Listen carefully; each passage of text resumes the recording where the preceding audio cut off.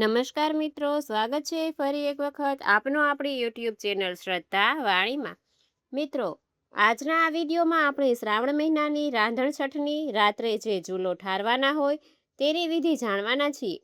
યોગ્ય અને સાચી વિધિથી જો ચૂલો ઠારવાની પૂજા કરવામાં આવે છે તો કહેવાય છે કે શીતળામાના આશીર્વાદ અવશ્ય મળે છે. તો આજના આ વિડીયોમાં આપણે સ્ટેપ બાય સ્ટેપ આ પૂજા વિધિ જાણીશું અને સમજીશું તથા પૂજા કરી લીધા પછી શીતળામા પાસે કેવી રીતે ક્ષમા યાચના પ્રાર્થના કરવી એ પણ જાણીશું. તો અંત સુધી મારી સાથે જોડાયેલા રહેજો. વિડીયો પસંદ આવે તો કોમેન્ટ સેક્શનમાં એક વખત જય શીતળામાં અવશ્ય લખજો.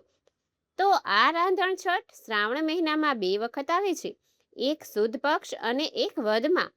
તો સુદ પક્ષમાં રાંધણછઠ 18 ઓગસ્ટ 2026ને મંગળવારે આવે છે કે જેમાં રાત્રે ચૂલો ઠારવાનો સમય છે 11:17 થી મોડી રાત્રે 2:05 સુધીનો. આ સમયગાળામાં આપ ચૂલો ઠારી શકો છો.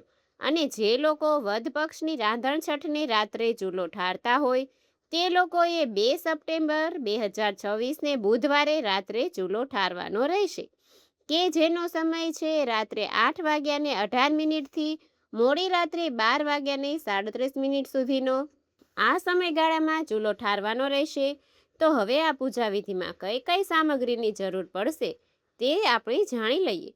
તો આ શીતળા માતાનું પૂજન હોવાથી આપણે આ પૂજામાં તેમનો ફોટો લેવાનો. જો ફોટો ન હોય તો પણ ચાલે, માત્ર ચૂલાનું પૂજન પણ કરી શકાય છે કે જેમાં આપણે નિત્ય રસોઈ બનાવતા હોઈએ. એ સિવાય અબીલ, ગુલાલ, કંકુ, ચોખા, આરતી માટેનો દીવો, ફૂલ, આસોપાલવના પાન, જે આપણે કોઈ ફરસાણ બનાવ્યું હોય તો તે, નાગલા, ચુંદડી, કોઈ એક મિષ્ટાન અને ગંગાજળ અને એક શુદ્ધ જળ. આટલી વસ્તુની આપણને આ રાંધણછઠની પૂજામાં જરૂર પડશે. તો આવો હવે આપણે આ પૂજાની શરૂઆત કરીએ. તો સૌપ્રથમ આપણે જે ચૂલા ઉપર રાંધતા હોઈએ તે ચૂલાને રાત્રે સરખી રીતે સાફ કરીને ચોખ્ખો કરીને એક આસોપાલવનું પાન ગંગાજળવાળું કરીને તે ચૂલા ઉપર છાંટવાનું કે જેથી કરીને આપણું પૂજા સ્થાન પવિત્ર થઈ જાય. એ પછી શીતળા માતાનો ફોટો હોય તો તેને કંકુ ચાંદલો કરવાનો, ચોખા ચોંટાડવાના અને તેમને ફૂલ ધરાવીને તેમનું પૂજન કરવાનું. અને એ પછી રૂમાંથી બનાવેલ માતાજીને નાગલા, ચુંદડી પહેરાવાના.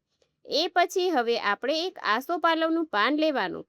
આસોપાલવ ન મળે તો આંબાનું પાન પણ લઈ શકાય કે જેના ઉપર કંકુ ચાંદલો કરવાનો, ચોખા ચોંટાડવાના. અને આ રીતે આપણે જે ગેસનું બર્નર હોય તેમાં આસોપાલવનું પાન રાખી દેવાનું.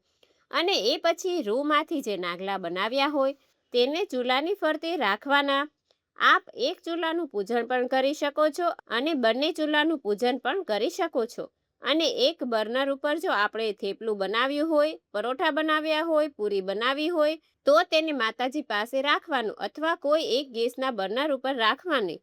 એ પછી ત્યાં આપણે આપણા હિન્દુ ધર્મના શુભ ચિહ્ન એટલે કે સ્વસ્તિકનું ચિહ્ન કરીશું.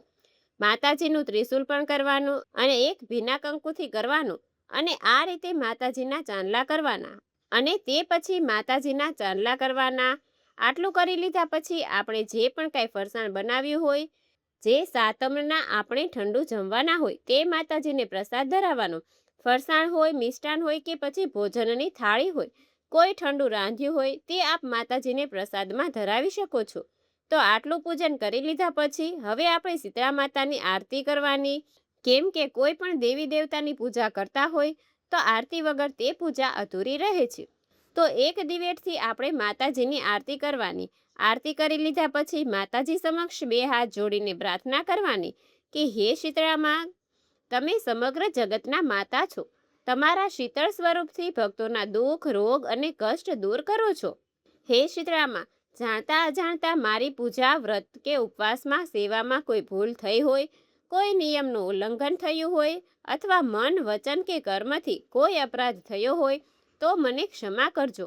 હું અજ્ઞાનવશ કરેલી ભૂલો બદલ તમારા ચરણોમાં ક્ષમા માંગુ છું. હે શીતળામાં, મારા સંતાનને તમારા ચરણોમાં અર્પણ કરું છું.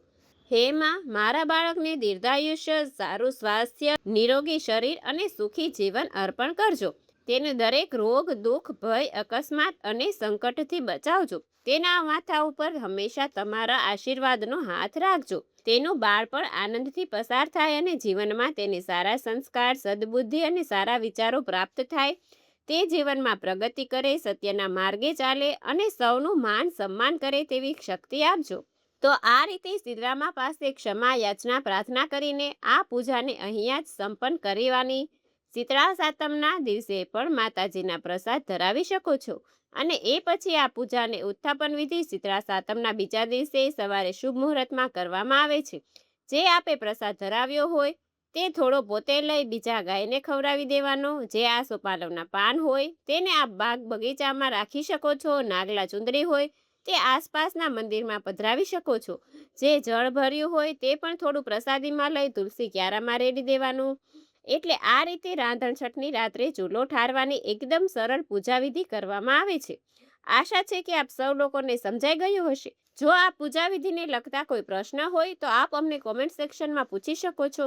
તો આ વિડીયોમાંથી નવું જાણવા શીખવા મળ્યું હોય તો વિડીયોને લાઇક કરી તમારા મિત્રોને મોકલી. અમારી ચેનલમાં નવા હોય તો સબસ્ક્રાઈબ કરી દેજો કે જેથી આવનારા અવનવા વિડીયો આપ સૌ લોકોને મળતા રહે. ફરી મળીશું નવા વિડીયોમાં. ત્યાં સુધી આપ સૌ લોકોને અમારી ચેનલના જય શ્રી કૃષ્ણ. ધન્યવાદ.